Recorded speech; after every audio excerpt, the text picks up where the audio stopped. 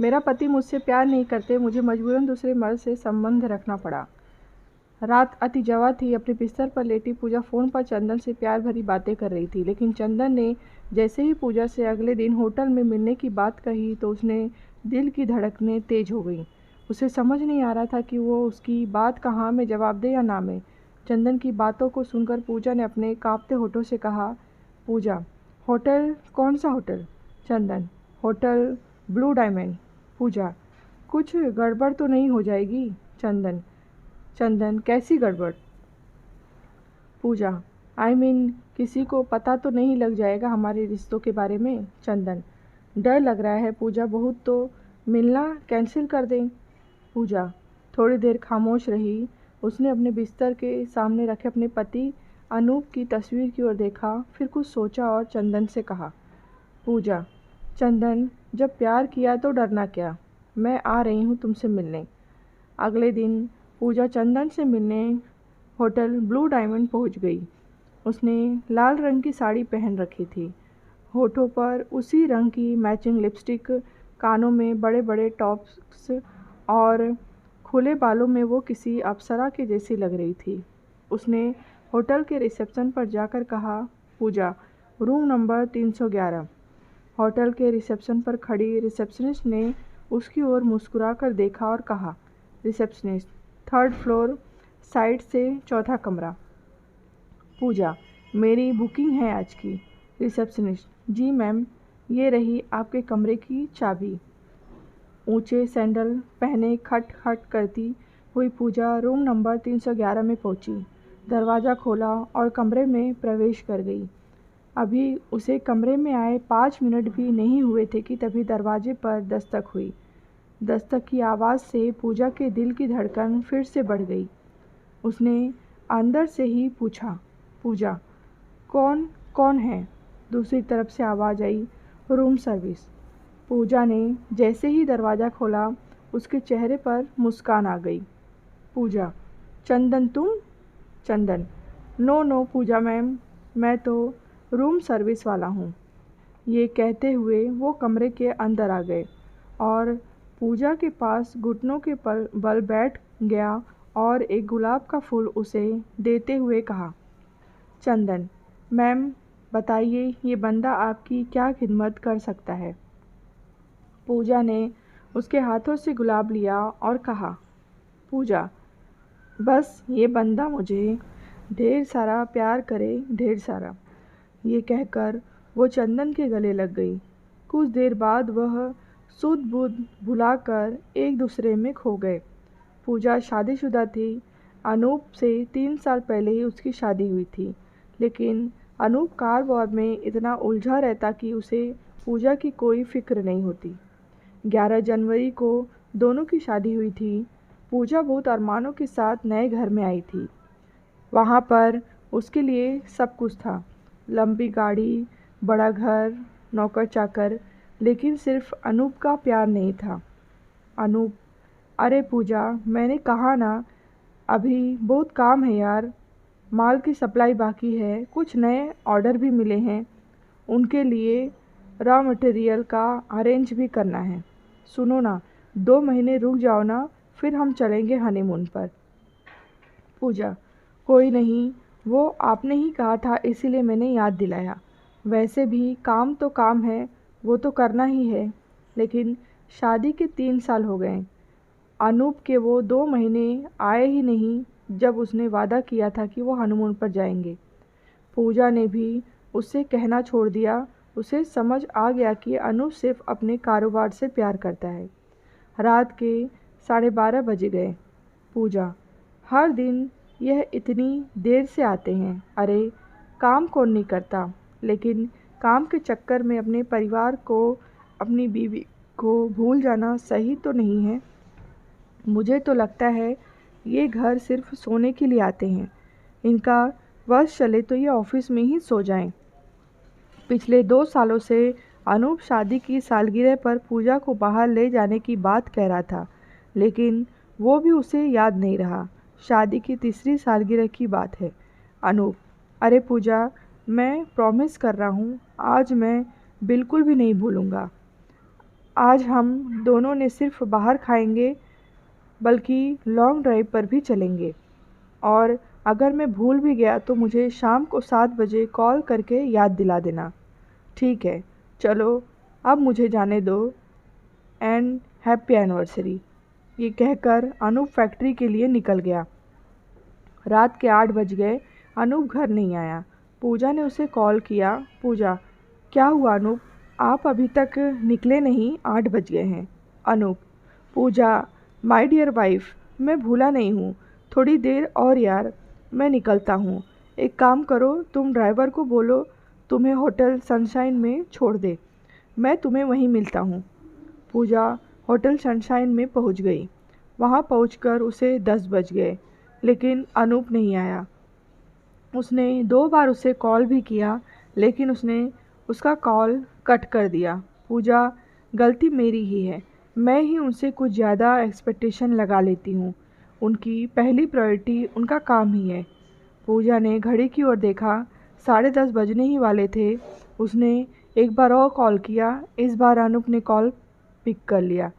अनूप, क्या तुम बिल्कुल स्टूपिड हो क्या? अरे मैं यहाँ काम में बिज़ी हूँ और तुम कॉल पर कॉल किए जा रही हो। पूजा, लेकिन आपने तो मुझे यहाँ होटल सनशाइन में वेट करने के लिए कहा था। अनूप, हाँ हाँ कहा था, लेकिन काम भी तो है, उसे छोड़कर आ जाऊँ? सुनो, एक काम करो, तुम डिनर कर लो, मेरा आना थोड़ा मुश्किल है। पूजा, आज हमारी एनिवर्सरी है अनूप। अनूप, हाँ तो क्या हुआ, तुम अकेले एंजॉय कर लो ना स्वीटहार्ट। चलो अब मैं फ़ोन रखता हूँ, मुझे बहुत काम है। अनूप की बातें पूजा के कानों में गूंजने लगी। अकेले एंजॉय कर लो ना। उसकी आंखों में आंसू आ गए। वो अपने टेबल से गुस्से में उठी और होटल से घर वापस जाने के लिए निकलने ही वाली थी कि एक बहुत ही हैंडसम लड़का उसके पास आया और बोला, लड़का, excuse me ma'am, my name is Chandan. आप किसी का वेट कर रही हैं क्या? पूजा, आपको उससे क्या मतलब? चंदन, देखिए मुझे गलत मत समझिए, मैं बहुत देर से आपको देख रहा हूँ कि आप परेशान हैं, किसी को बार बार कॉल भी कर रही हैं, कोई आने वाला है क्या? चंदन की बातों को सुनकर पूजा फूट पड़ी। उसकी आंखों से आंसू सारे बांध तोड़ रहे बहने लगे। चंदन, क्या हुआ मैम, आप रोने क्यों लगी? कोई प्रॉब्लम है तो आप मुझे बताइए। पता नहीं उस घड़ी ऐसा क्या हुआ, पूजा का अकेलापन का दुख उससे संभाला नहीं गया। उसने सारी बातें चंदन से कह दी। चंदन, जानती हैं, किसी भी रिलेशनशिप को बांध कर जो रखता है वो है प्यार। इंसान कितना भी परेशान हो, अगर प्यार से कोई गले लगा ले तो ना बड़ी से बड़ी परेशानी भी बर्फ़ की तरह पिघल जाती है। अफ़सोस कि आपके पास सब कुछ रहते हुए भी प्यार से गले लगाने वाला वो शख्स नहीं है जिसके गले लगकर आप सब कुछ भूल जाएं। चंदन की ये पहली मुलाकात थी। उस पहली मुलाकात ने चंदन का जादू पूजा पर चढ़ गया था। चंदन एक सिंगर था। उसकी एक एक बात पूजा को बहुत पसंद आती थी। वो जिस तरह पूजा का ध्यान रखता था, उसकी केयर करता था, ये बात पूजा को बहुत अच्छी लगती। चंदन को भी पूजा बहुत पसंद थी। हालांकि दोनों ने कभी एक दूसरे को खुलकर नहीं कहा, लेकिन आखिर कब तक वो इससे दूर रहते। एक दिन चंदन ने ही पूजा को प्रपोज़ कर दिया। पूजा, चंदन, तुम जानते हो ना मैं शादीशुदा हूँ, फिर भी मुझे प्रपोज़ कर रहे हो। चंदन, क्या मैं एक शादीशुदा से प्यार नहीं कर सकता? क्या ये किसी किताब में लिखा है? पूजा, किताब में तो नहीं लिखा है, लेकिन समाज में ये गलत समझा जाता है। चंदन, किस समाज की आप बात कर रही हैं पूजा? प्यार करने से कोई समाज किसी को नहीं रोक सकता। अरे प्यार ही तो वो शक्ति है जिससे आपका समाज चलता है। अगर उसे ही निकाल देंगे तो फिर क्या बचेगा? चंदन की बातें पूजा को समझ तो नहीं आई, लेकिन चंदन के बिना वो नहीं रह सकती थी। दोनों छिप छिप कर मिलने लगे। उन्होंने सारी सीमाएं भी कई बार लांघ दी। उसे नहीं पता था कि चंदन उसका मिसयूज़ कर रहा है। उसने पूजा से लाखों रुपए ऐंठ लिए थे और वो उससे अय्याशी करता था। चंदन, सोने के अंडे देने वाली मुर्गी हाथ लगी है मेरे। अपनी लाइफ तो बिल्कुल सेट है। हालांकि कभी कभी पूजा को भी लगता था कि चंदन उससे बार बार पैसे क्यों मांगता है। उसे ये भी लगता था कि वो अपने पति को धोखा दे रही है, लेकिन उस रिश्ते में उसे अब घुटन सी होने लगी थी। इसीलिए चंदन का साथ उसे अच्छा लगता था। लेकिन आखिर चंदन और पूजा का रिश्ता कब तक छिपता। आखिरकार अनूप को अपने लोगों द्वारा चंदन के बारे में पता लग गया। उसे ये भी पता लगा कि चंदन बहुत ही बदमाश किस्म का लड़का है। उसने शहर की और भी कुछ औरतों से ऐसे नाजायज़ संबंध बना रखे हैं। वो उनका पहले तो फ़ायदा उठाता है और बाद में उन्हें ब्लैकमेल करता है। अनूप चंदन की असलियत पूजा को बताने वाला था, तभी एक दिन चंदन ने 10 लाख रुपए पूजा से मांगे। पूजा, 10 लाख? मेरे पास इतने रुपए नहीं हैं चंदन, और मैं अपने पति से इतने पैसे मांगे तो उन्हें शक हो जाएगा।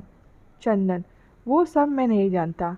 नहीं, मुझे पैसे चाहिए। अगर तुमने मुझे पैसे नहीं दिए तो मैं तुम्हारे पति से पैसे मांग लूँगा। पूजा, ये तुम क्या कह रहे हो?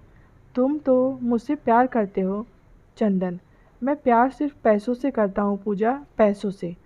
पैसे दो, नहीं तो तुम्हारी इज्जत नीलाम कर दूंगा। पूजा, नहीं चंदन, तुम कुछ ऐसा मत करना।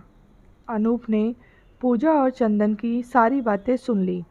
उसने उससे कहा, अनूप, वो बहुत बदमाश लड़का है पूजा, बहुत बदमाश।